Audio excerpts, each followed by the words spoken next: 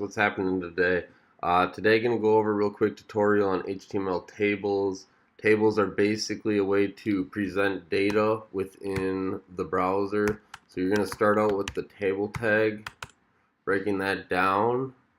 You'll bring, that is establishing that basically we are going to be putting a table into the browser. So we'll go with our first one, which is table row, which is basically a row. So we'll go table TR, which again stands for table row, again a horizontal row.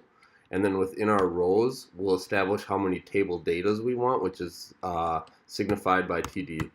So basically whatever we put into, and I'm actually going to leave this on one line here, but whatever text we put into here is going to be in the browser within that table data.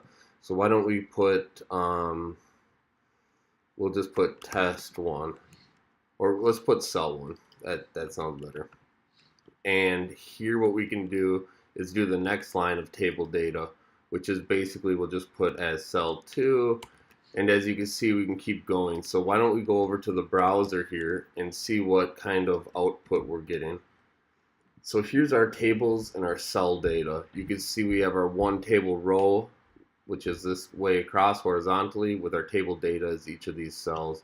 One thing I might just do here to add a little bit easier to see is just bring the width out to 100, which, oops, should be equals.